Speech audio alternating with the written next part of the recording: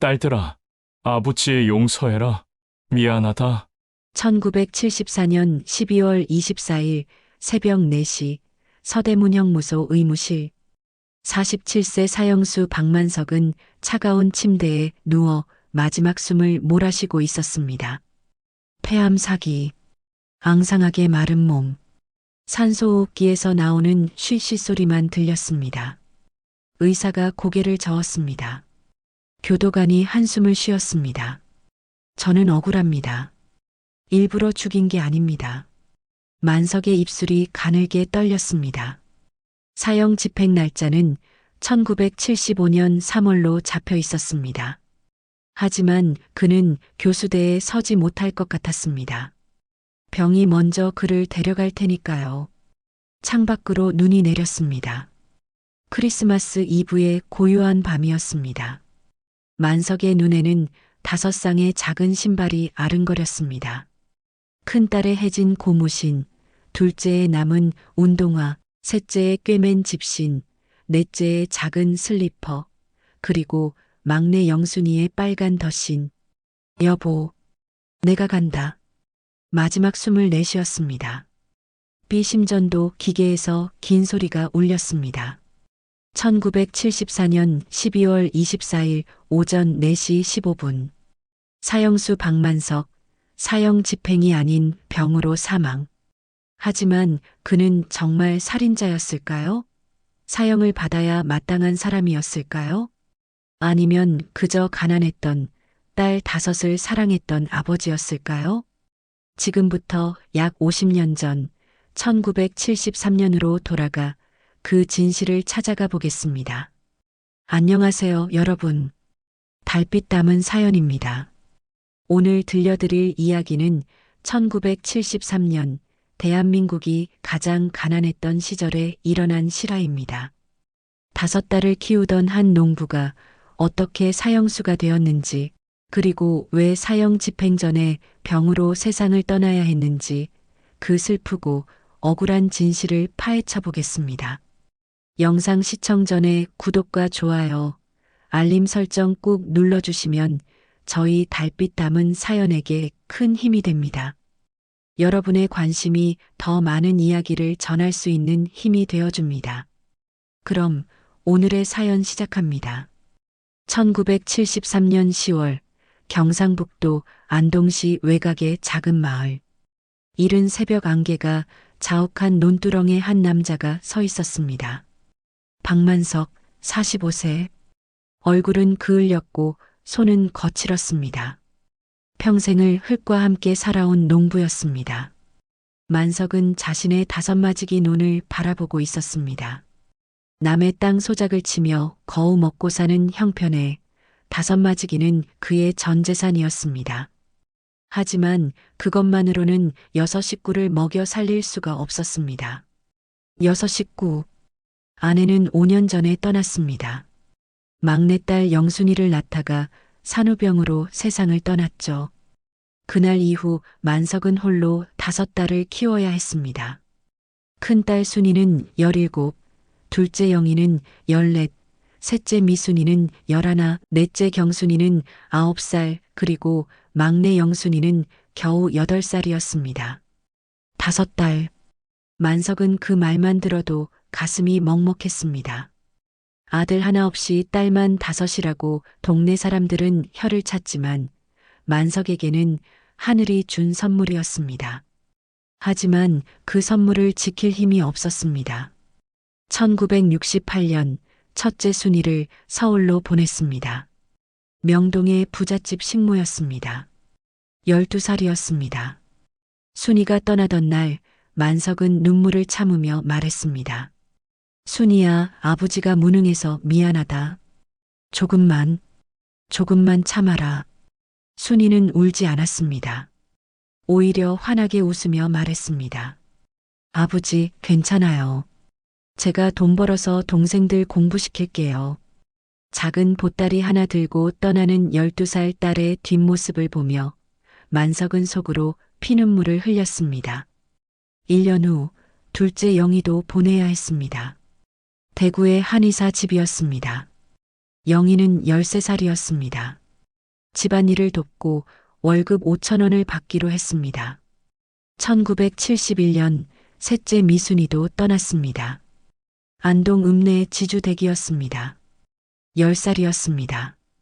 그리고 지난해 넷째 경순이까지 보냈습니다. 이웃 마을 부잣집이었습니다. 8살이었습니다. 이제 집에는 만석과 막내 영순이만 남았습니다. 영순이는 올해 8살이었습니다. 언니들이 하나씩 떠날 때마다 울었지만 이제는 울지도 않았습니다. 그저 멍하니 대문 밖을 바라볼 뿐이었습니다. 어느 날 저녁 영순이가 작은 목소리로 물었습니다. 아버지, 나도 언니들처럼 다른 집에 가야 돼? 만석은 대답할 수가 없었습니다. 목이 메었습니다. 아니다, 영순아. 너는 아버지 곁에 있어야지. 너는 막내고 아직 어려서 안 된다. 하지만 그것은 거짓말이었습니다. 만석도 알고 있었습니다. 영순이도 곧 보내야 한다는 것을요. 1973년 가을, 농사가 흉년이었습니다. 여름 내내 가뭄이 계속되더니 추석 전에 폭우가 쏟아졌습니다. 논둑이 무너지고 벼가 쓰러졌습니다. 수확량은 예년의 절반도 안 됐습니다. 설상가상으로 빚쟁이들이 찾아오기 시작했습니다. 첫 번째 빚쟁이는 마을 이장이었습니다. 만석이 지난해 봄에 빌려간 돈 10만 원. 이제 갚아야 하는 거 아닌가? 두 번째 빚쟁이는 농협 직원이었습니다. 박만석 씨, 농자금 대출 5만 원 연체됐습니다. 이자라도 내세요. 세 번째 빚쟁이는 고리대 금업자였습니다. 마을 사람들이 살모사라고 부르는 김용팔이었습니다. 45세 정도로 보이는 건장한 체구에 눈빛이 차가운 사람이었습니다.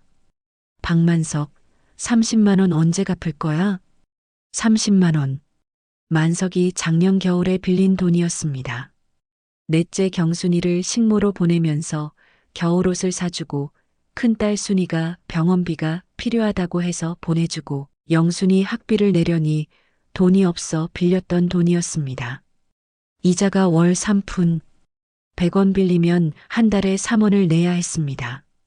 30만 원이면 한 달 이자만 9천 원이었습니다. 하지만 만석은 1년 동안 이자도 제대로 못 냈습니다. 김용팔이 만석의 멱살을 잡았습니다.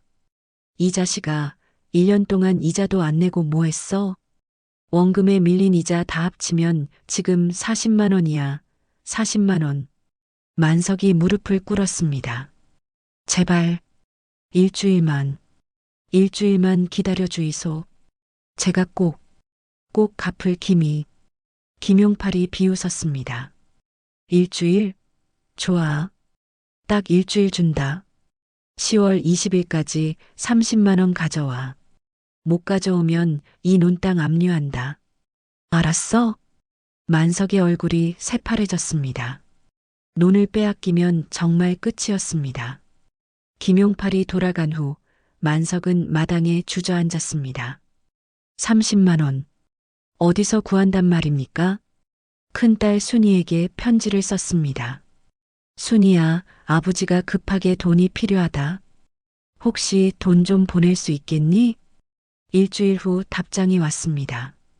아버지, 저도 지금 한 푼도 없어요. 제 월급이 한 달에 8천 원인데 그것도 주인 마님이 아직 안 주셨어요. 미안해요, 아버지. 둘째 영희에게도 편지를 보냈지만 답은 마찬가지였습니다. 만석은 집안을 뒤졌습니다. 팔만한 게 있을까 해서요. 하지만 낡은 농기구와 해진 이불, 깨진 그릇밖에 없었습니다. 그때 영순이가 학교에서 돌아왔습니다. 낡은 책가방을 메고 구멍난 운동화를 신고 있었습니다. 아버지, 배고파요.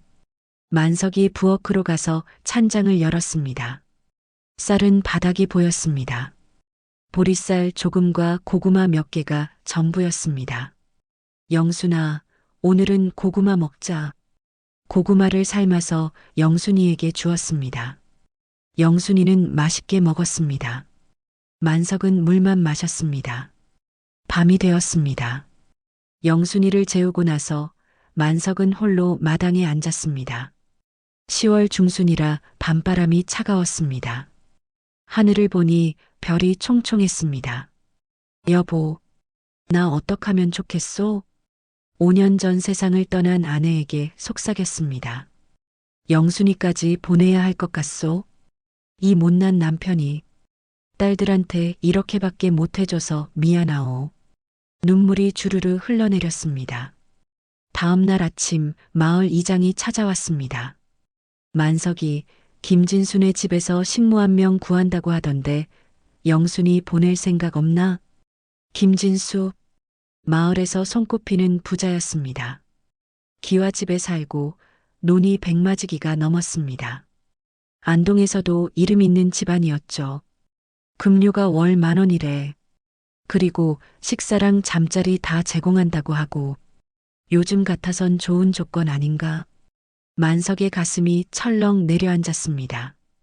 영순이를, 겨우 8살인 영순이를 식모로 보내야 한단 말입니까? 하지만 다른 방법이 없었습니다. 30만 원을 구할 길이 없었습니다. 그날 저녁 만석은 영순이를 불러 앉혔습니다.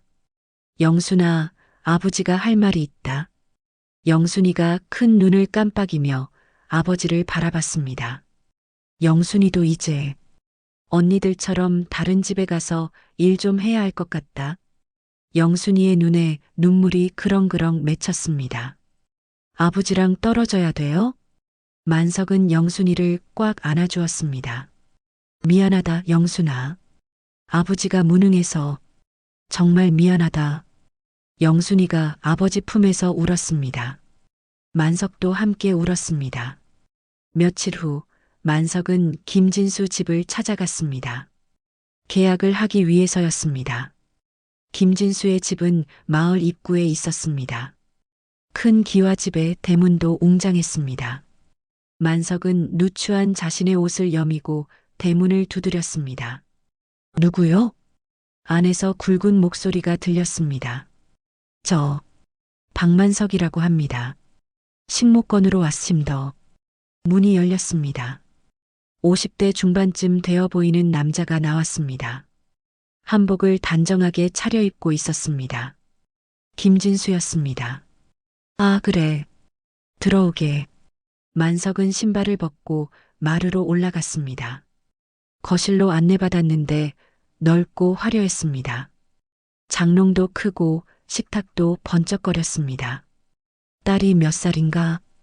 8살입니다. 8살? 좀 어린데. 일은 제대로 할 수 있겠나?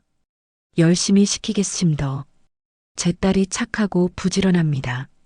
김진수가 턱을 괴며 생각했습니다. 좋아.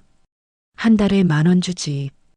밥이랑 잠자리는 여기서 제공하고 대신 집안일 전부 해야 해. 청소, 빨래, 설거지 다. 알겠나? 예, 알겠습니다. 그럼 계약금으로 30만 원 줄 테니 다음 주에 딸 데려오게. 만석의 귀가 번쩍 뜨였습니다. 계약금을 30만 원이나 주신다고요? 그래. 3년치 선불이야. 대신 3년은 꼭 일해야 해. 중간에 딸 데려가면 안 되고 계약서 쓸 거야. 만석의 가슴이 뛰었습니다. 30만 원. 빚을 갚을 수 있는 돈이었습니다. 감사합니다. 정말 감사합니다. 계약서를 쓰고 나서 만석은 30만 원 다발을 받았습니다. 평생 처음 보는 큰 돈이었습니다. 손이 떨렸습니다. 그런데 그 순간 식탁 위에 뭔가 반짝이는 게 눈에 들어왔습니다. 금반지였습니다. 굵고 큰 금반지가 식탁 한쪽에 놓여 있었습니다. 쉰돈은 좋게 되어 보였습니다. 만석은 그 금반지를 보며 생각했습니다. 저 금반지 하나면 딸들을 전부 데려올 수 있을 텐데. 하지만 고개를 저었습니다. 안 되는 생각이었습니다. 집으로 돌아오는 길, 만석은 30만 원을 품에 꽉 안고 걸었습니다. 이제 빚을 갚을 수 있습니다. 영순이를 보내는 게 마음 아프지만 어쩔 수 없었습니다. 하지만 만석은 알지 못했습니다. 며칠 후 자신이 그 금반지 때문에 인생이 송두리째 바뀔 거라는 것을, 그리고 1년 후 사형수 감방에서 병으로 죽게 될 거라는 것을 말입니다. 10월 15일, 빚을 갚아야 할 날이 하루 앞으로 다가왔습니다. 10월 14일 밤, 만석은 잠을 이룰 수가 없었습니다. 방 한쪽에는 30만 원 뭉치가 놓여 있었습니다. 내일 아침 김용팔에게 갚아야 할 돈이었습니다. 하지만 그 돈을 보니 가슴이 답답했습니다. 30만 원으로 영순이를 팔았다는 생각이 들었기 때문입니다. 아니, 팔았다는 게 맞습니다. 3년 동안 딸을 남의 집에 보내고 선불로 받은 돈이었으니까요. 만석은 옆방에서 자고 있는 영순이를 바라봤습니다. 작은 몸을 웅크리고 자는 모습이 너무 애처로웠습니다. 영순아, 아버지 용서해라. 작은 목소리로 속삭였습니다. 다음 날 아침 일찍 김용팔이 찾아왔습니다. 박만석, 돈 준비했어? 만석은 떨리는 손으로 30만 원을 꺼냈습니다. 여기, 있습니다. 김용팔이 돈을 세어봤습니다. 한 장 한 장 확인하더니 주머니에 넣었습니다. 그래, 이제야 정신 차렸구만. 다음부턴 빚 좀 조심해. 김용팔이 돌아가고 나서 만석은 멍하니 앉아 있었습니다. 빚은 갚았지만 기쁘지 않았습니다. 오히려 더 무거운 짐이 가슴을 짓눌렀습니다. 며칠 후 영순이를 김진순의 집에 데려다 줘야 하는 날이었습니다. 아침 일찍 일어나 영순이를 깨웠습니다. 영순아, 일어나거라. 오늘 새 집에 가는 날이다. 영순이가 눈을 뜨더니 천천히 일어났습니다. 울지 않았습니다. 그저 조용히 앉아 있었습니다. 만석은 영순이에게 깨끗한 옷을 입혔습니다. 어머니가 죽기 전에 지어준 한복이었습니다. 5년 동안 고이 간직했던 옷이었죠. 예쁘다, 우리 영순이. 영순이가 작은 목소리로 물었습니다. 아버지, 나 언제 집에 와요? 만석의 목이 메었습니다. 응, 명절 때 오면 된다. 설날이랑 추석 때는 집에 올 수 있을 거다. 정말요? 약속이에요? 응, 약속이다. 거짓말이었습니다. 계약서에는 명절에도 집에 못 온다고 명시되어 있었습니다. 3년간 계속 일해야 한다고 써 있었습니다. 작은 보따리 하나를 싸주었습니다. 여벌 옷 한 벌과 양말 2켤레, 그리고 빚 하나가 전부였습니다. 집을 나서는데 영순이가 뒤를 돌아봤습니다. 아버지, 우리 집이 점점 작아져요. 만석도 함께 돌아봤습니다. 초라한 초가집이었습니다. 지붕은 군데군데 헤어져 있었고 담장은 무너져 있었습니다. 하지만 그곳이 영순이가 태어나고 자란 집이었습니다. 금방 다시 올 거다, 영순아. 김진순의 집까지는 걸어서 20분 거리였습니다. 만석은 영순이의 손을 꽉 잡고 걸었습니다. 영순이의 손은 너무 작고 따뜻했습니다. 김진순의 대문 앞에 도착했습니다. 만석은 한참을 망설이다가 대문을 두드렸습니다. 김진수가 나왔습니다. 왔나? 들어오게. 영순이를 안쪽으로 데려갔습니다. 부엌으로 가더니 말했습니다. 여기서 일하면 돼. 설거지부터 시작해. 알겠나? 영순이가 작은 목소리로 대답했습니다.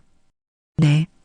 만석은 영순이를 한 번 더 안아주고 싶었지만 참았습니다. 그냥 머리만 한 번 쓰다듬었습니다. 열심히 해라, 영순아. 아버지가 곧 데리러 올게. 영순이가 고개를 끄덕였습니다. 눈물을 참고 있는 게 보였습니다. 만석은 발길이 떨어지지 않았지만 억지로 몸을 돌렸습니다. 대문을 나서는 순간 뒤에서 영순이의 작은 목소리가 들렸습니다. 아버지, 안녕히 가세요. 만석은 대답하지 못했습니다. 목이 메어서 말이 나오지 않았습니다.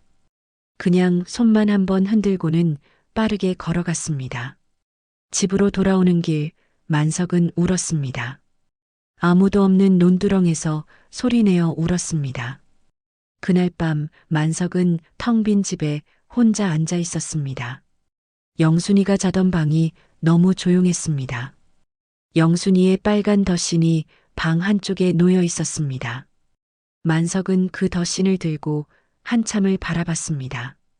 사흘이 지났습니다. 10월 18일 저녁이었습니다. 만석은 저녁도 먹지 않고 마당에 앉아 있었습니다. 영순이가 보고 싶었습니다. 잘 지내고 있을까?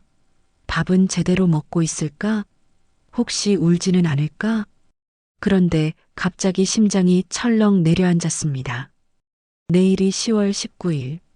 이장에게 빌린 돈 10만 원을 갚아야 하는 날이었습니다. 그리고 농협 직원에게 갚아야 할 돈도 5만 원이 있었습니다. 15만 원. 김용팔에게 30만 원을 갚느라 정신이 없어서 깜빡했던 것입니다. 다른 빚이 더 있다는 것을 잊고 있었습니다. 만석은 집안을 뒤졌습니다. 돈이 있을까 해서요. 하지만 한 푼도 없었습니다. 30만 원을 전부 김용팔에게 갚아버렸으니까요.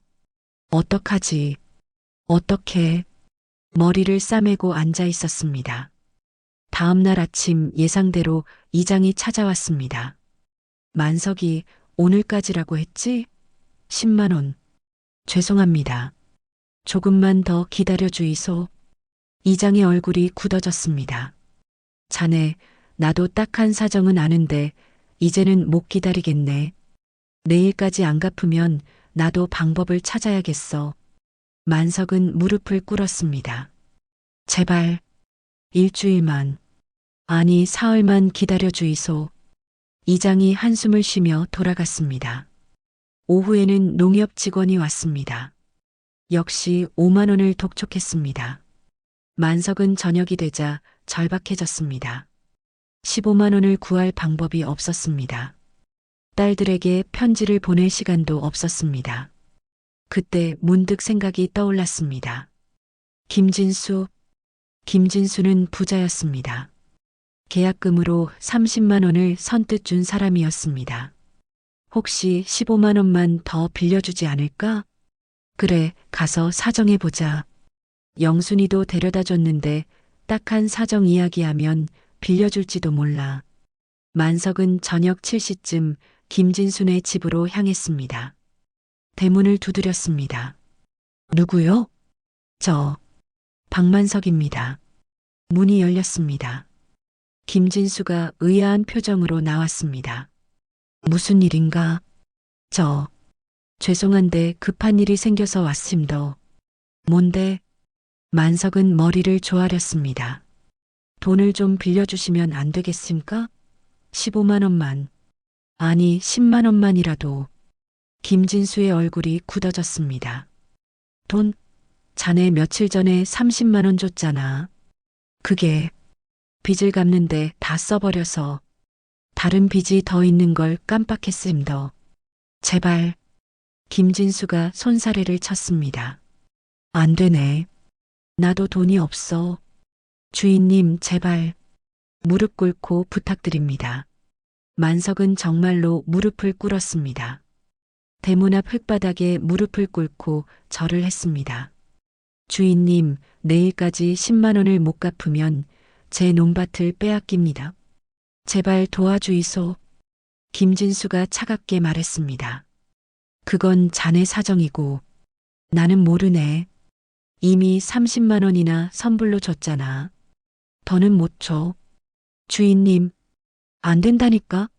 썩 돌아가. 김진수가 문을 닫으려 했습니다. 그 순간 만석의 눈에 거실 안쪽이 보였습니다. 식탁 위에 뭔가 반짝이는 것이 있었습니다. 금반지였습니다. 지난번에 봤던 그 금반지가 여전히 식탁 위에 놓여 있었습니다. 만석의 시선이 금반지에 고정됐습니다.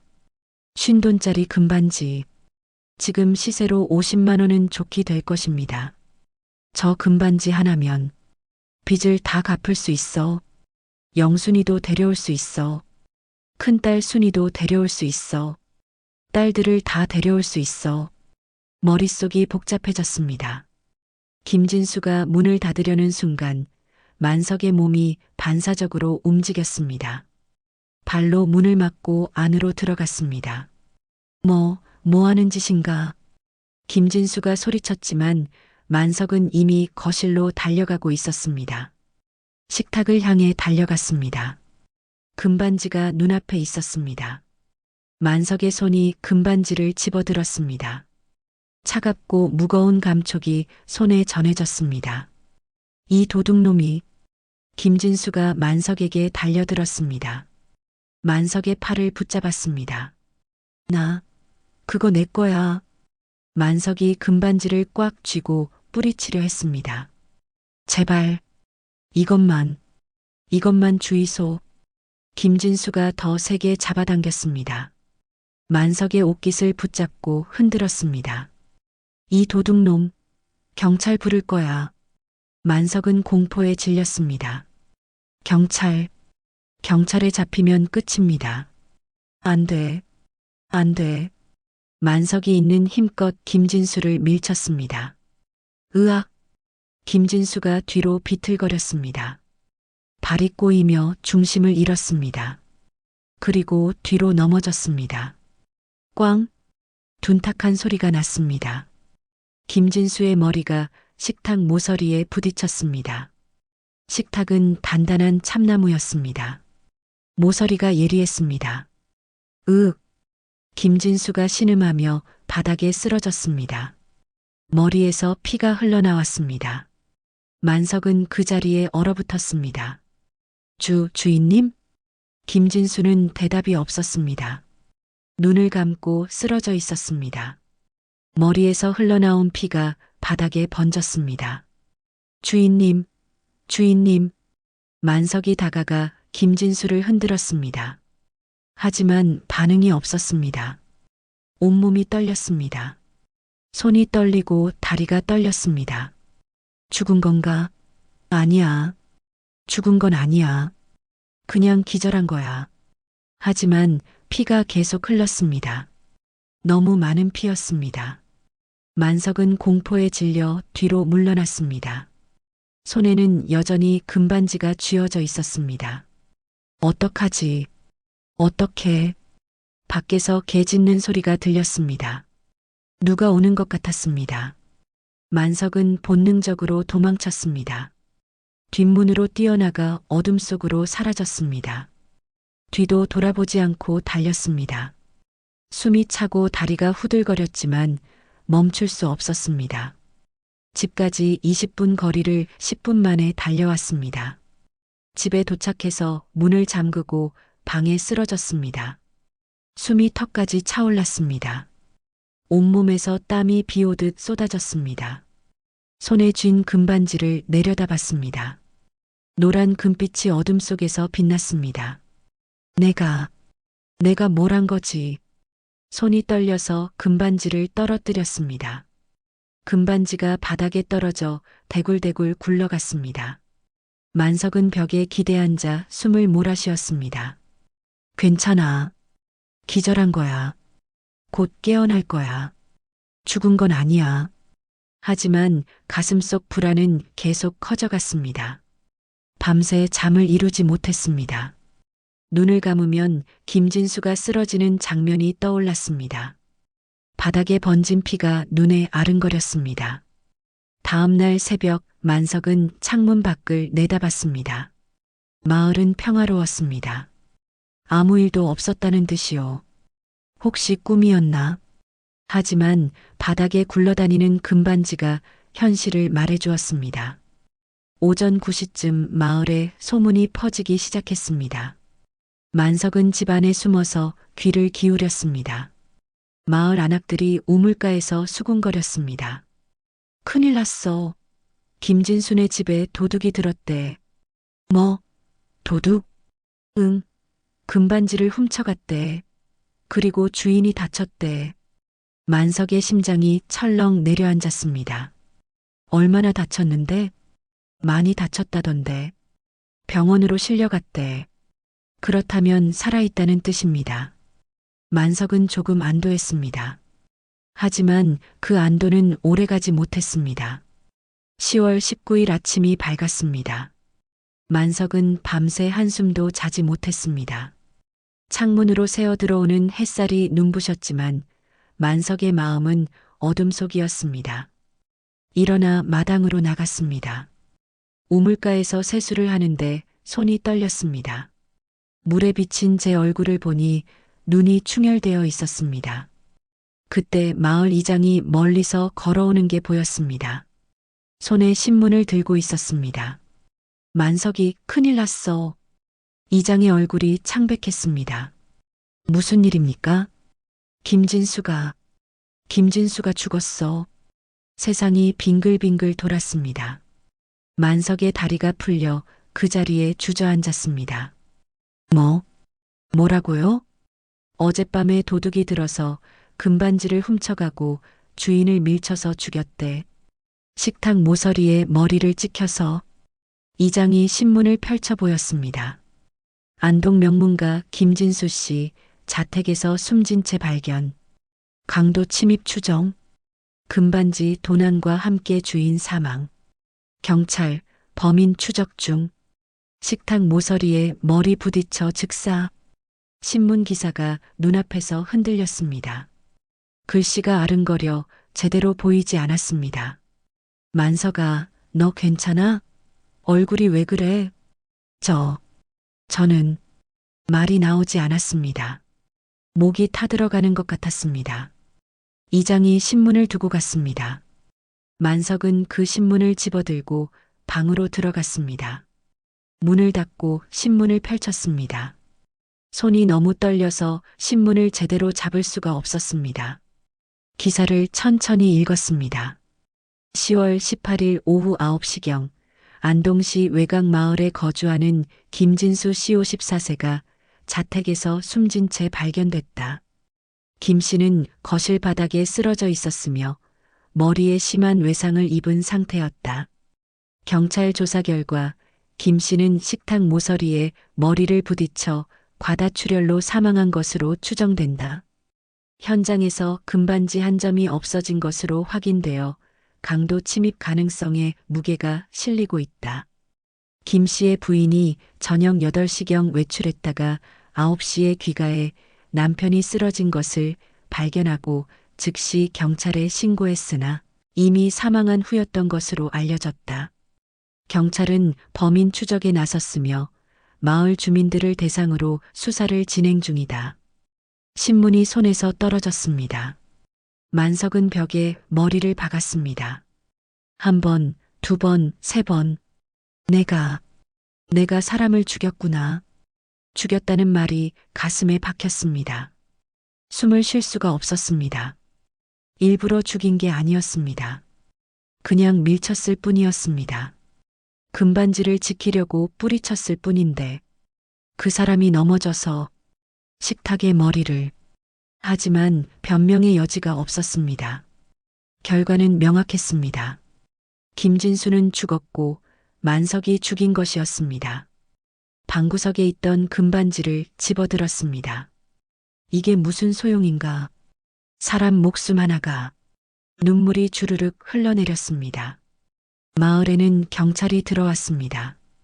검은 제복을 입은 경찰관 2명이 집집마다 돌아다니며 물어봤습니다.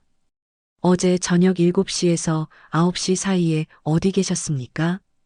이상한 사람 못 보셨습니까? 금반지 본 적 있으신가요? 만석은 집 안에 숨어서 떨고 있었습니다. 경찰이 자기 집 문을 두드릴까봐 두려웠습니다. 다행히 경찰은 만석의 집에는 오지 않았습니다. 아직까지는요. 낮이 되자 마을 사람들이 모여 수군거렸습니다.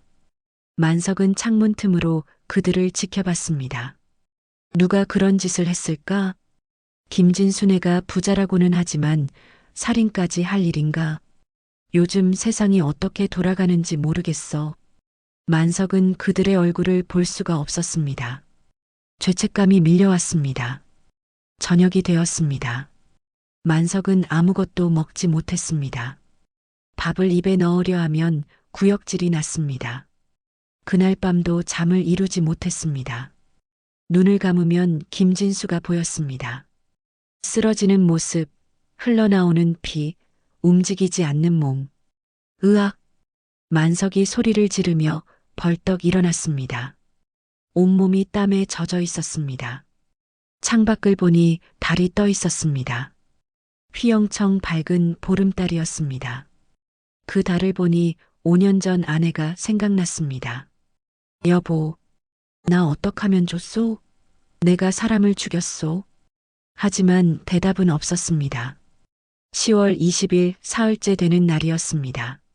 만석은 여전히 집안에 틀어박혀 있었습니다. 밥도 먹지 않고 물만 마셨습니다.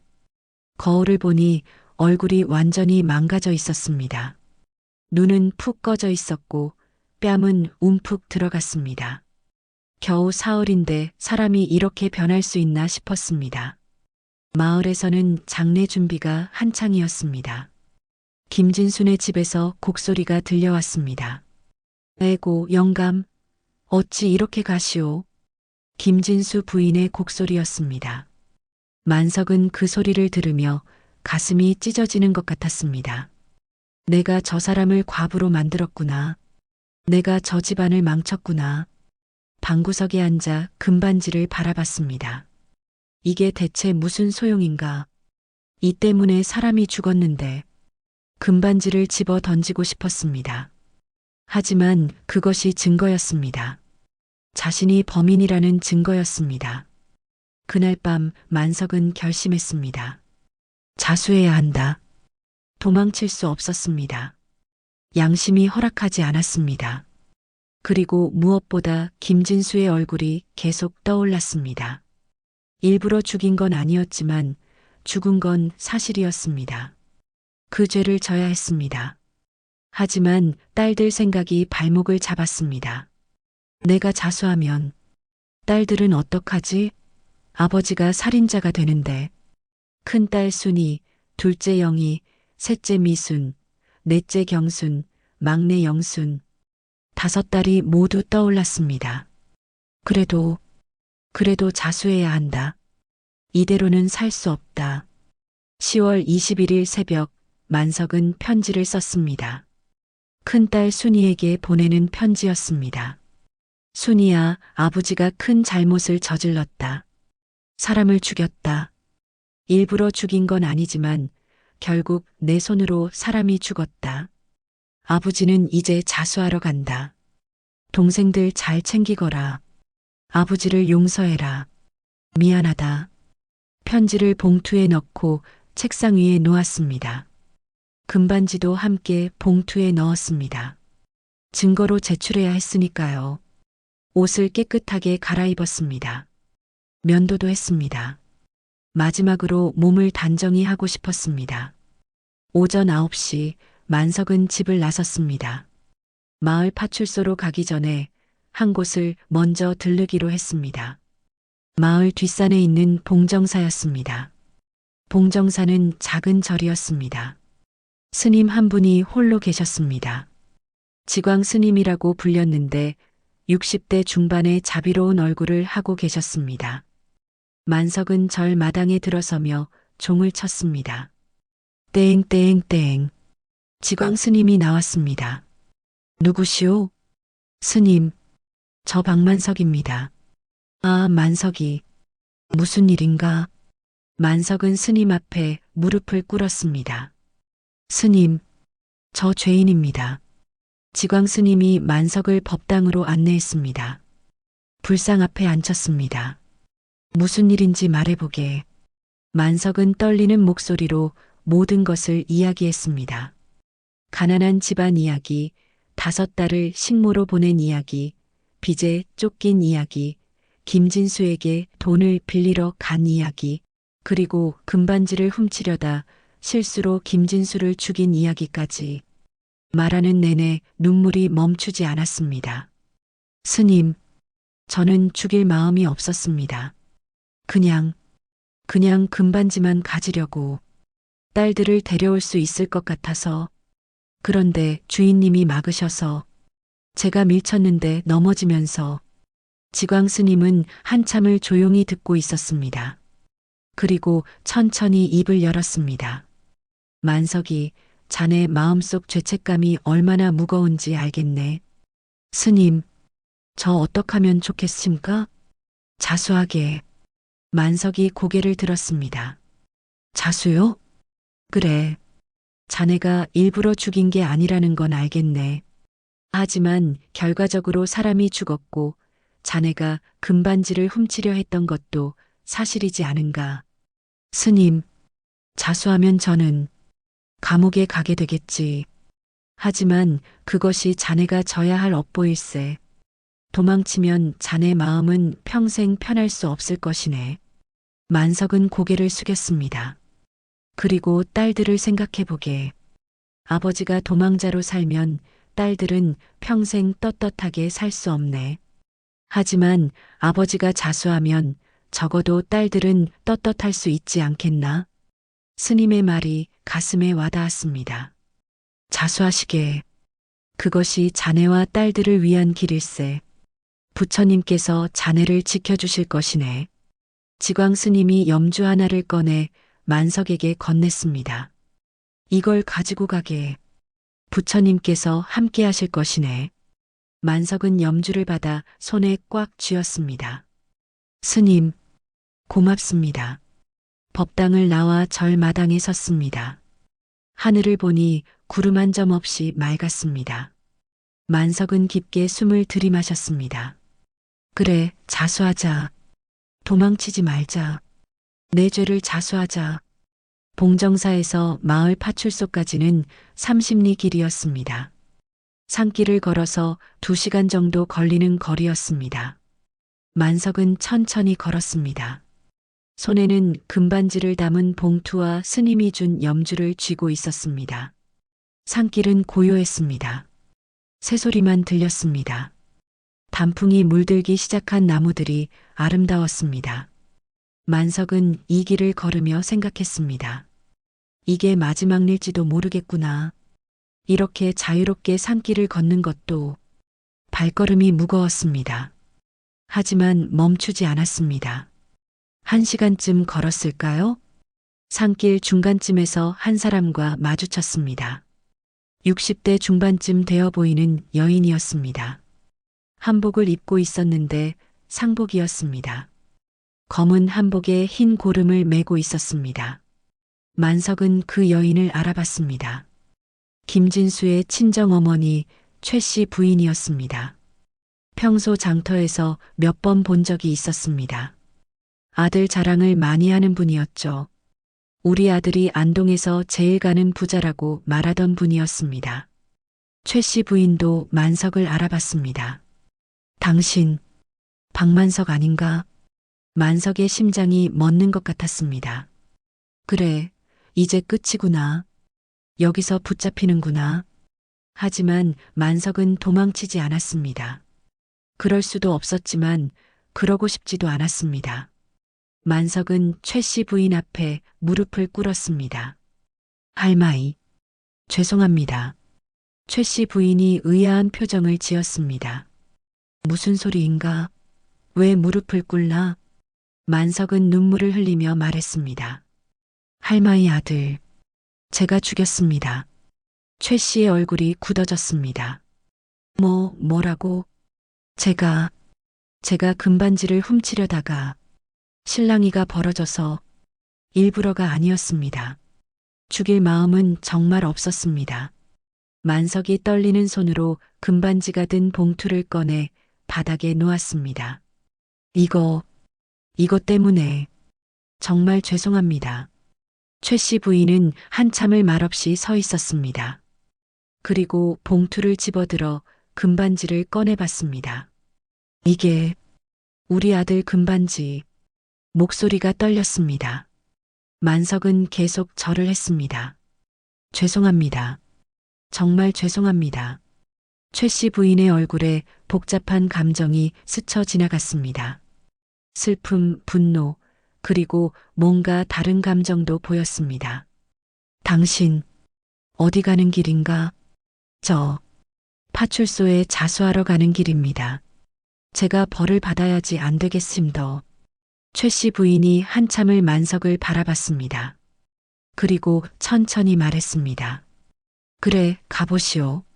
만석이 다시 한번 절을 하고 일어났습니다. 할마이, 정말 죄송합니다. 평생 용서를 빌겠습니다. 만석은 고개를 숙인 채 최 씨 부인을 지나쳐 걸어갔습니다.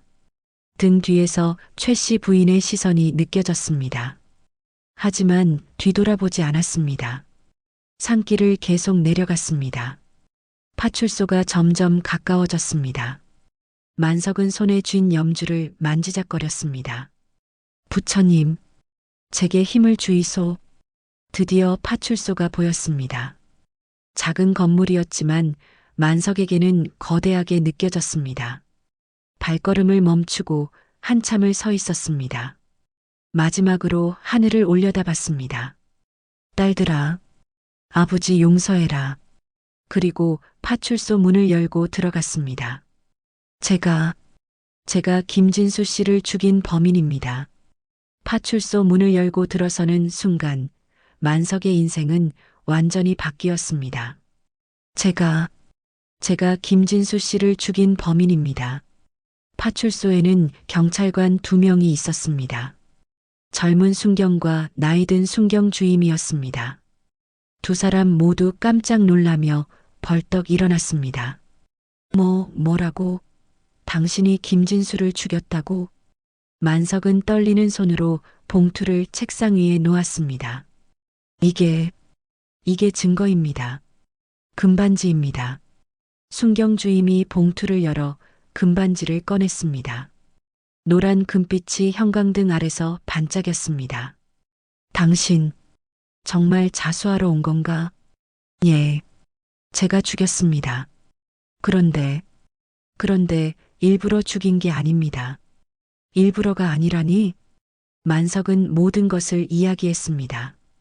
가난한 집안 이야기, 딸들을 식모로 보낸 이야기, 돈을 빌리러 갔다가 거절당한 이야기, 그리고 금반지를 순간적으로 집어들었다가 실랑이가 벌어진 이야기까지. 저는 밀쳤을 뿐입니다. 그런데 주인님이 넘어지면서 식탁에 정말 죽일 생각은 없었습니다. 순경 주임이 조서를 작성하기 시작했습니다. 이름은 박만석입니다. 나이는 45세입니다. 직업은 농부입니다. 조서 작성이 끝나자 수갑이 채워졌습니다. 차가운 쇠가 손목에 닿는 순간 만석은 이제 정말로 끝이구나 하는 생각이 들었습니다. 유치장에 수감됐습니다. 좁고 어두운 방이었습니다. 창문은 작았고 바닥은 차가웠습니다.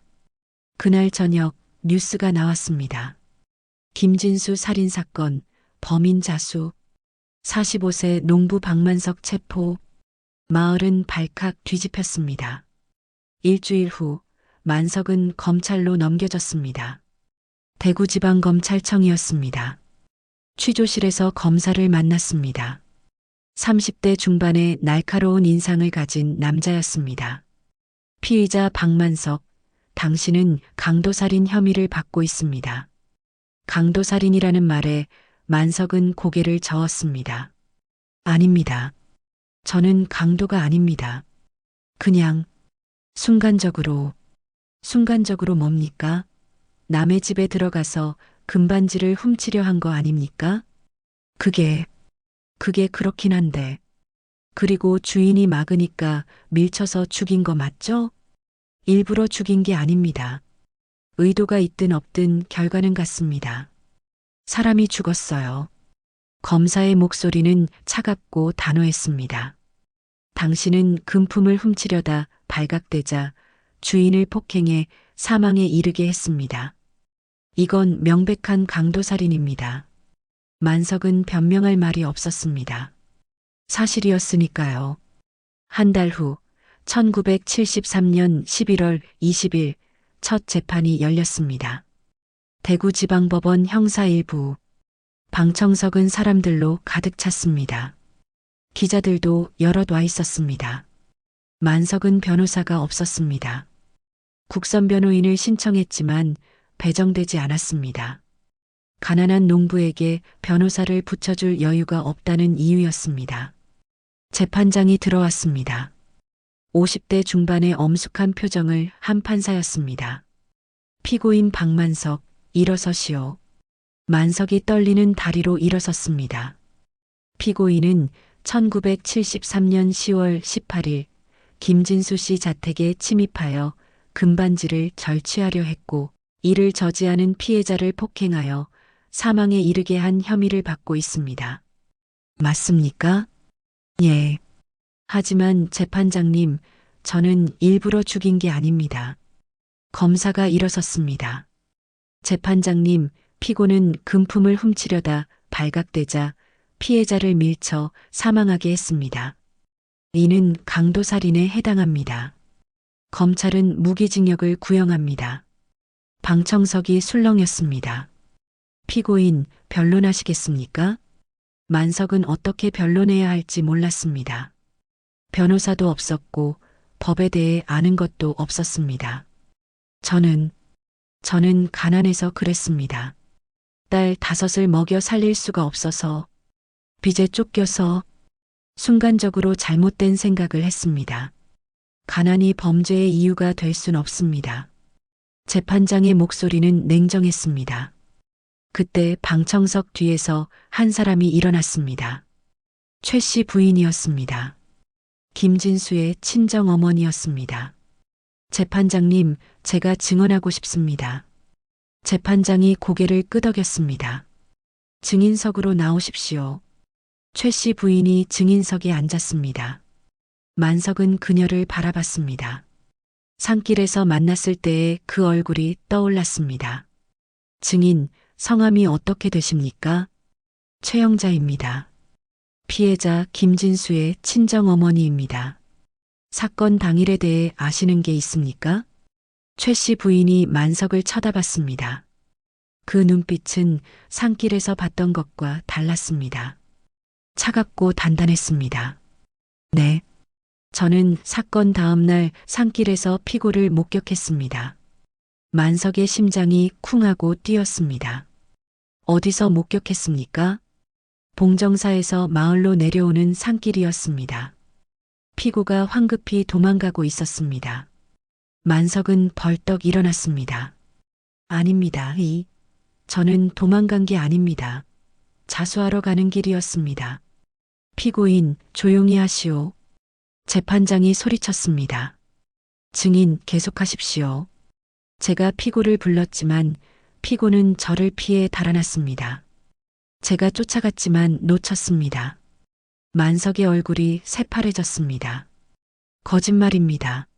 제가 할머니 앞에서 무릎 꿇고 사죄했잖심까? 자수하러 간다고 말씀드렸잖심까? 피고인, 다시 한번 경고합니다. 재판장이 책상을 쳤습니다. 최 씨 부인은 담담하게 말을 이어갔습니다. 피고는 도주 중이었습니다. 제가 경찰에 신고했고 그래서 피고가 파출소로 간 것입니다. 만석은 주저앉았습니다. 왜 거짓말을 하십니까? 속삭이듯 말했지만 아무도 들어주지 않았습니다. 재판이 끝난 후 만석은 유치장으로 돌아왔습니다. 벽에 머리를 박았습니다. 왜 거짓말을 하신 거지? 최 씨 부인의 얼굴이 떠올랐습니다. 산길에서 만났을 때의 복잡한 표정, 그리고 법정에서의 차가운 눈빛. 며칠 후 만석은 이유를 알게 됐습니다. 같은 유치장에 있던 사람이 말해줬습니다. 자수한 사람은 형량이 가벼워. 근데 도망가다 잡히면 형량이 무거워지지. 그 할머니는 당신한테 더 무거운 벌을 주고 싶었던 거야. 만석은 그제야 깨달았습니다. 최 씨 부인은 복수하고 싶었던 것입니다. 아들을 죽인 사람에게 최대한 무거운 벌을 주고 싶었던 것입니다. 자수한 것으로 인정되면 형량이 줄어들 수 있습니다. 하지만 도망가다 잡힌 것으로 되면 형량이 무거워집니다. 최 씨 부인은 그것을 알고 있었습니다. 두 번째 재판이 열렸습니다. 1973년 12월 15일이었습니다. 재판장이 만석을 바라봤습니다. 피고인은 자수했다고 주장하지만 증인의 증언에 따르면 도주 중이었다고 합니다. 이에 대해 반박할 증거가 있습니까? 만석은 생각했습니다. 증거, 무엇이 있을까? 그때 떠올랐습니다. 봉정사의 지광 스님, 재판장님, 저는 파출소 가기 전에 봉정사에 들렀습니다. 지광 스님을 만나 모든 것을 고백하고 자수하라는 말씀을 들었습니다. 재판장이 서류를 뒤적였습니다. 봉정사 지광 스님, 그 스님을 증인으로 부를 수 있습니까? 저도 그러고 싶습니다. 그럼 다음 재판까지 그 스님의 서면 증언을 가져오시오. 스님의 서명이 필요합니다. 만석에게 희망이 생겼습니다. 재판이 끝나고 만석은 간수에게 부탁했습니다. 봉정사에 편지 좀 보낼 수 있겠습니까? 간수는 고개를 끄덕이며 종이와 연필을 주었습니다. 만석은 떨리는 손으로 편지를 썼습니다. 스님께 저 박만석입니다. 재판에서 제가 자수하러 가는 길이었다는 것을 증명해야 합니다. 네. 스님께서 저를 만나셨다는 서명을 해주실 수 있겠습니까? 제발 부탁드립니다. 편지를 봉투에 넣어 간수에게 건넸습니다. 일주일이 지났습니다. 답장이 없었습니다. 2주일이 지났습니다. 여전히 답장이 없었습니다. 만석은 초조해졌습니다. 한 달이 지났습니다. 1974년 1월 중순 드디어 답장이 왔습니다. 하지만 편지를 뜯어보는 순간 만석은 절망했습니다. 만석이 미안하네. 나는 그날 자네를 만난 적이 없네. 거짓 증언을 할 수는 없네. 편지가 손에서 떨어졌습니다. 왜 이러시는 거지? 나중에 알게 된 사실이지만 최 씨 부인이 스님을 찾아갔었습니다. 돈 50만 원을 주며 거짓 증언을 하지 말라고 했습니다. 아니, 협박했습니다. 스님이 만석을 도우면 절에 불을 지르겠다고 했다고 합니다. 지광 스님은 70평생 수행만 하신 분이었습니다. 세상 일에 휘말리고 싶지 않았습니다. 그래서 외면했습니다. 세 번째 재판, 1974년 2월 10일. 재판장이 물었습니다. 피고인, 스님의 서명은 가져왔습니까? 만석은 고개를 떨구었습니다. 못 받았습니다. 그럼 자수했다는 증거가 없군요. 재판장님, 제발 믿어주이소. 저는 정말 자수하러 가는 길이었습니다. 하지만 재판장은 차갑게 말했습니다. 증거 없는 주장은 받아들일 수 없습니다. 검사가 일어섰습니다. 재판장님, 피고는 강도살인을 저지르고 도주했으며 증인의 신고로 파출소에 잡혀갔습니다. 이는 명백한 계획적 범죄입니다. 검찰은 사형을 구형합니다. 사형? 그 말이 법정에 울려 퍼졌습니다. 방청석이 술렁였습니다. 만석은 귀를 의심했습니다. 사형이라고요? 재판장이 말했습니다. 피고인 박만석은 강도 목적으로 타인의 주거에 침입하여 금품을 절취하려 했고 이를 저지하는 피해자를 폭행하여 사망에 이르게 했습니다. 또한 범행 후 도주했으며 자수가 아닌 체포로 확인됩니다. 이는 강도살인죄에 해당하며 그 죄질이 매우 불량합니다. 재판장님, 저는 일부러 죽인 게 아닙니다. 만석이 소리쳤습니다. 재판장은 계속 말을 이었습니다. 따라서 본 재판부는 피고인 박만석에게 사형을 선고합니다. 쾅! 판결 망치가 내려쳤습니다. 만석은 그 자리에 주저앉았습니다. 법정이 술렁거렸습니다. 기자들이 연필을 움직였습니다. 만석은 멍하니 앉아 있었습니다. 사형, 죽는다는 것, 목숨을 잃는다는 것. 방청석 한쪽에서 누군가 울고 있었습니다. 큰딸 순이였습니다. 17살의 순이가 얼굴을 묶고 울고 있었습니다. 만석은 순이를 바라봤습니다. 미안하다는 말도 할 수 없었습니다. 재판이 끝나고 만석은 사형수 감방으로 옮겨졌습니다. 대구교도소 사형수 감방. 더 좁고 더 어두웠습니다. 그날 밤 만석은 창밖을 바라봤습니다. 하늘에서 비가 내리기 시작했습니다. 처음엔 보슬비였습니다. 그러다 점점 굵어졌습니다. 천둥이 쳤습니다. 번개가 쳤습니다. 마치 하늘이 울고 있는 것 같았습니다. 만석도 함께 울었습니다. 억울했습니다. 일부러 죽인 게 아니었는데, 자수하러 가는 길이었는데, 왜 아무도 믿어주지 않는 걸까요? 변호사도 없이, 증인도 없이, 혼자서 재판을 받았습니다. 가난하다는 이유로, 힘이 없다는 이유로 억울한 죄를 뒤집어 썼습니다. 밖에서 비가 세차게 내렸습니다. 마치 세상이 통곡하는 것처럼 만석은 무릎을 꿇고 하늘을 향해 소리쳤습니다. 하늘이시여, 저는 억울합니다. 사람을 죽인 건 맞지만 일부러 죽인 게 아닙니다. 하지만 하늘은 대답하지 않았습니다. 천둥 소리만 울려 퍼질 뿐이었습니다. 그날 밤 만석은 사형 확정이라는 현실을 받아들여야 했습니다. 사형 확정 판결이 내려진 1974년 2월 10일 만석은 서대문 형무소로 이송됐습니다. 서울 서대문구에 있는 서대문 형무소. 일제강점기 때부터 있던 오래된 감옥이었습니다. 사형수들이 수감되는 곳이었죠. 만석은 사형수 감방 치료실에 들어갔습니다. 3평도 안 되는 좁은 방이었습니다.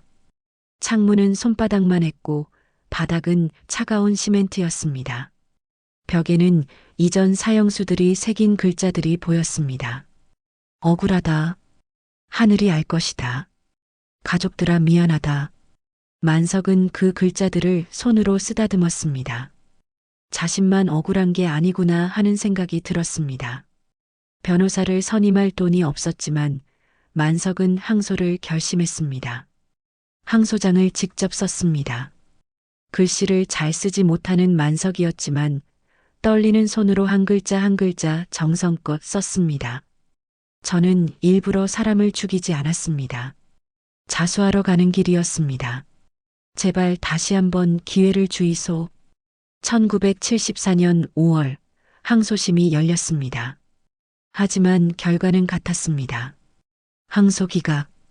재판장은 차갑게 말했습니다. 원심을 유지합니다. 피고인의 항소를 기각합니다. 만석은 다시 상고했습니다. 대법원까지 갔습니다. 1974년 8월 대법원 판결이 나왔습니다. 상고 기각. 사형 확정.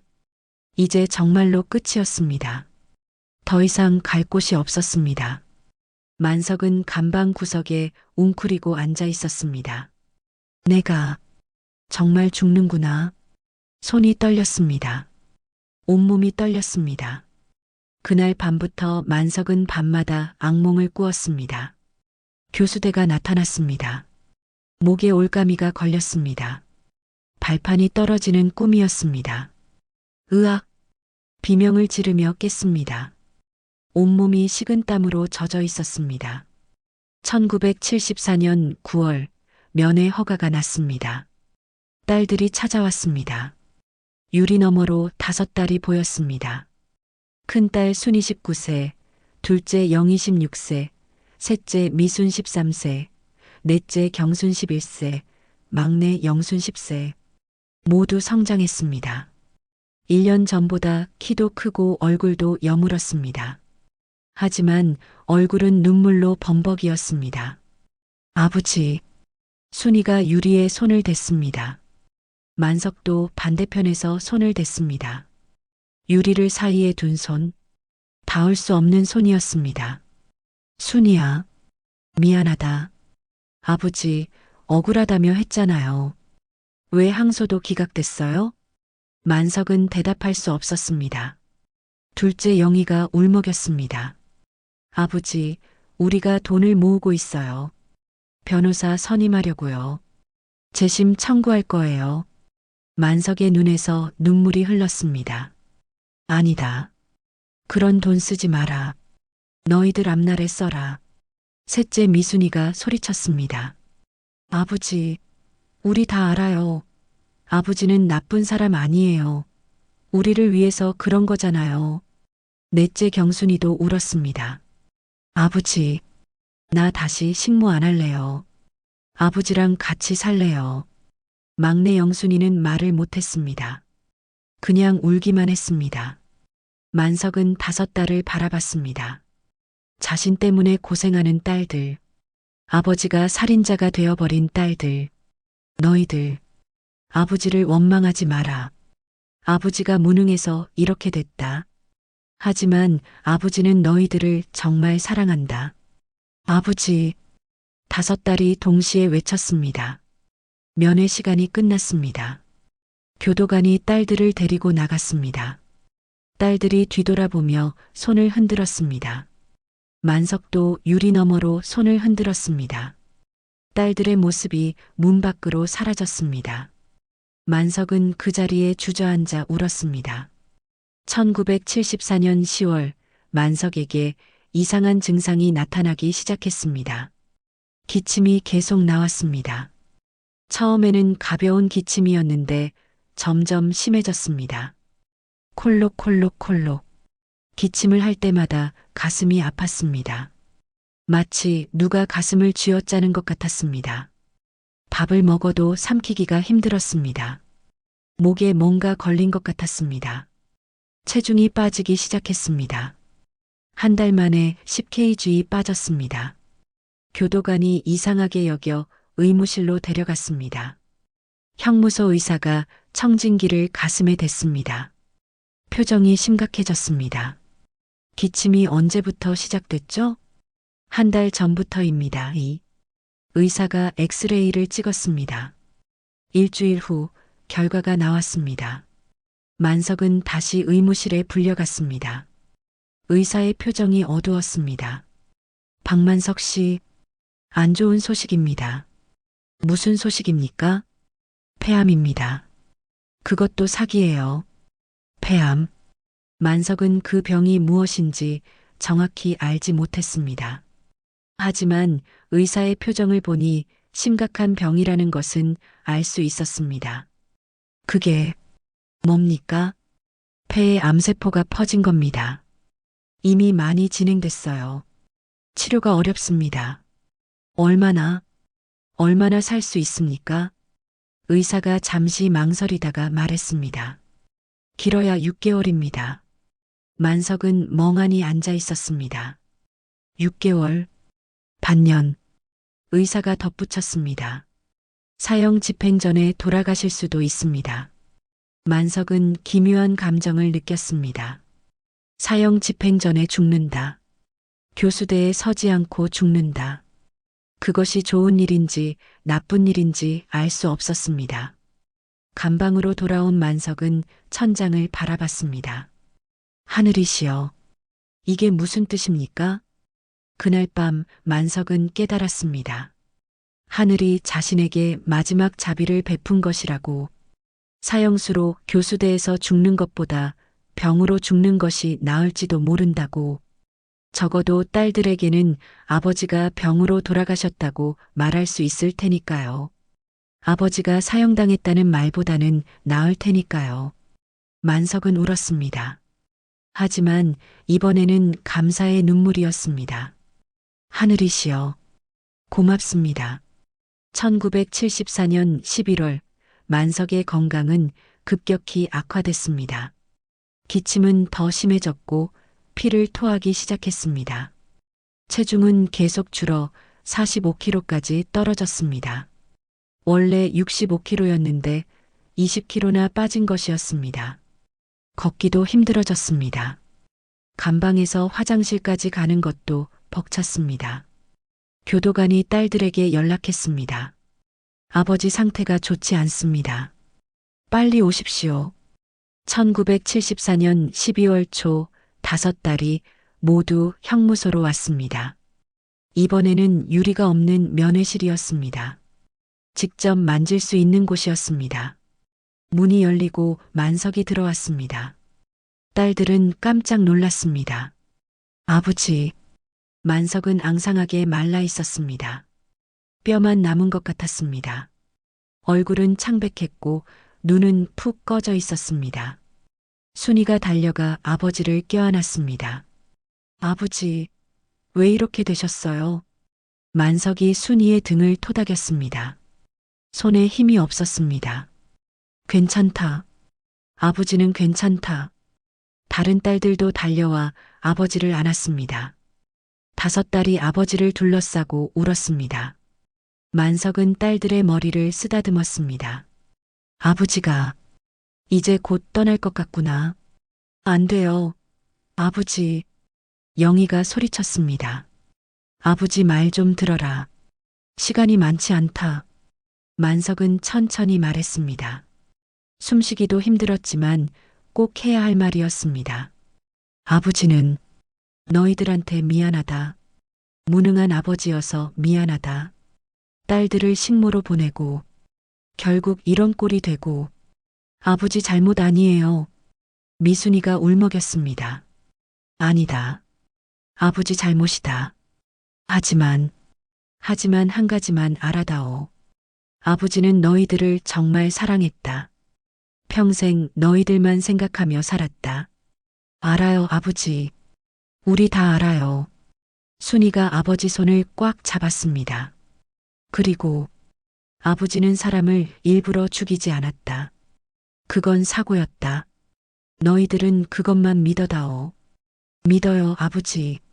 우리는 아버지가 억울하다는 거 알아요. 경순이가 말했습니다. 서로 의지하며 살 거라. 언니들은 동생들 잘 챙기고 동생들은 언니들 말 잘 듣고 네, 아버지. 그리고 아버지를 원망하지 마라. 아버지도 최선을 다했다. 만석의 목소리가 점점 작아졌습니다. 막내 영순이가 아버지 품에 파고들었습니다. 아버지, 나 아버지 안 보낼 거야. 아버지랑 계속 같이 있을 거야. 만석이 영순이를 꼭 안았습니다. 영순아, 아버지 막내딸, 미안하다. 많이 사랑한다. 면회 시간은 1시간이었습니다. 하지만 교도관이 특별히 2시간을 허락했습니다. 2시간 동안 만석은 딸들과 함께 있었습니다. 손을 잡고 안아주고 머리를 쓰다듬었습니다. 평생 하지 못했던 것들을 마지막으로 했습니다. 면회가 끝날 시간이 되었습니다. 딸들은 떠나고 싶지 않았습니다. 계속 붙잡고 울었습니다. 하지만 교도관이 말했습니다. 이제 가셔야 합니다. 딸들이 하나씩 일어났습니다. 마지막으로 만석은 딸들을 한 명씩 안아주었습니다. 순이, 너는 큰딸이다. 동생들 잘 챙겨라. 네, 아버지. 영희, 너는 둘째다. 언니 도와서 동생들 보살펴라. 알겠어요, 아버지. 미순아, 넌 씩씩하니까 잘 살 거다. 아버지, 보고 싶을 거예요. 경순아, 막내 영순이 잘 돌봐줘라. 네, 아버지. 그리고 마지막으로 영순이를 안았습니다. 영순아, 아버지 막내, 건강하게 자라다오. 영순이는 대답하지 못하고 울기만 했습니다. 딸들이 문 밖으로 나갔습니다. 복도 끝에서 5딸이 동시에 돌아봤습니다. 만석도 손을 흔들었습니다. 안녕. 잘 살아라. 문이 닫혔습니다. 만석은 그 자리에 주저앉아 울었습니다. 1974년 12월 20일, 만석은 의무실에 입원했습니다. 더 이상 혼자 있을 수 없을 정도로 건강이 악화됐습니다. 침대에 누워 천장을 바라봤습니다. 기침도 이제는 거의 나오지 않았습니다. 숨쉬기도 힘들었습니다. 산소호흡기를 달았습니다. 의사가 말했습니다. 이제 며칠 남지 않았습니다. 만석은 고개를 끄덕였습니다. 창밖을 보니 눈이 내리고 있었습니다. 하얀 눈이 소복이 쌓였습니다. 참 아름답구나. 평생 농사만 지으며 살았던 만석이었지만 이렇게 눈을 바라보며 아름답다고 느낀 것은 처음이었습니다. 그날 밤 만석은 꿈을 꾸었습니다. 아내가 나타났습니다. 5년 전에 세상을 떠난 아내였습니다. 여보 왔소? 아내가 환하게 웃으며 손을 내밀었습니다. 이제 올 때가 됐소. 같이 갑시다. 만석이 아내의 손을 잡으려는 순간 뒤에서 목소리가 들렸습니다. 아버지, 5딸이 서 있었습니다. 어린 시절의 모습이었습니다. 순이는 6살, 영희는 3살, 미순이는 갓 태어났을 때, 경순이는 아직 엄마 뱃속에, 영순이는 아직 세상에 없었습니다. 행복했던 시절이었습니다. 딸들이 만석에게 달려와 안겼습니다. 아버지, 사랑해요. 만석은 딸들을 꽉 안았습니다. 아버지도 사랑한다. 정말 사랑한다. 1974년 12월 24일 크리스마스 이브 새벽 4시경 만석의 호흡이 약해지기 시작했습니다. 의사가 급히 왔지만 할 수 있는 것이 없었습니다. 만석은 눈을 감았습니다. 여보, 딸들아, 이제 간다. 마지막 숨을 내쉬었습니다. 1974년 12월 24일 오전 4시 15분 박만석 사망. 사형 집행이 아닌 자연사였습니다. 교수대에 서지 않고 조용히 세상을 떠났습니다. 하늘이 그에게 베푼 마지막 자비였습니다. 50년 후 2024년. 2024년 가을 경상북도 안동. 한 작은 공동묘지에 단정한 비석 하나가 서 있습니다. 억울하게 가신 아버지 박만석. 1928년에서 1974년. 딸들이 영원히 기억하겠습니다. 비석 앞에 70대 노인 5명이 앉아 있습니다. 큰딸 순이 79세, 둘째 영희 76세, 셋째 미순 73세, 넷째 경순 71세, 막내 영순 70세. 5자매가 아버지 산소 앞에서 제사를 지내고 있습니다. 순이가 제사상을 차리며 말합니다. 아버지, 50년이 지났어요. 우리 다 늙었어요. 영희가 술을 따르며 말합니다. 아버지, 우리는 아직도 아버지가 억울하다는 걸 알아요. 미순이가 절을 하며 말합니다. 재심 청구를 계속하고 있어요. 언젠가는 아버지 억울함을 꼭 풀어드릴 거예요. 경순이가 눈물을 닦으며 말합니다. 아버지는 살인자가 아니었어요. 그냥 가난했을 뿐이에요. 영순이가 가장 어린 목소리로 말합니다. 아버지, 보고 싶어요. 사랑해요. 5자매가 함께 절을 합니다. 바람이 불어와 나뭇잎을 흔듭니다. 마치 아버지가 대답하는 것 같습니다. 나도 사랑한다, 딸들아. 여러분, 오늘 이야기는 어떠셨나요? 1973년 대한민국. 가난이 죄였던 시대의 이야기였습니다. 박만석 할아버지는 가난했습니다. 딸 5을 먹여 살릴 수 없을 만큼 가난했습니다. 그래서 순간에 잘못된 선택을 했고 의도치 않게 사람이 죽었습니다. 하지만 그는 자수하려 했습니다. 도망가지 않았습니다. 양심에 따라 파출소로 향했습니다. 그런데 거짓 증언 하나 때문에 도망자가 되었고 변호사도 없이 사형을 선고받았습니다. 누가 봐도 억울한 일이었습니다. 살인 의도가 없었고 자수하려 했고 단지 가난했을 뿐인데 말입니다. 하지만 1970년대 대한민국에서 가난한 농부의 목소리는 들리지 않았습니다. 법은 공평하지 않았습니다. 50년이 지난 지금도 5딸들은 아버지의 명예 회복을 위해 싸우고 있습니다. 재심 청구를 계속하고 있지만 쉽지 않습니다. 이 이야기가 우리에게 묻습니다. 가난은 죄인가요? 법은 정말 공평한가요? 억울함은 어떻게 풀어야 하나요? 여러분은 어떻게 생각하시나요? 오늘 이야기가 마음에 와닿으셨다면 구독과 좋아요, 알림 설정 꼭 눌러주세요. 댓글로 여러분의 생각도 나눠주시면 감사하겠습니다. 달빛 담은 사연은 앞으로도 잊혀진 이야기, 억울한 이야기를 계속 전하겠습니다. 건강하시고 행복하세요. 감사합니다.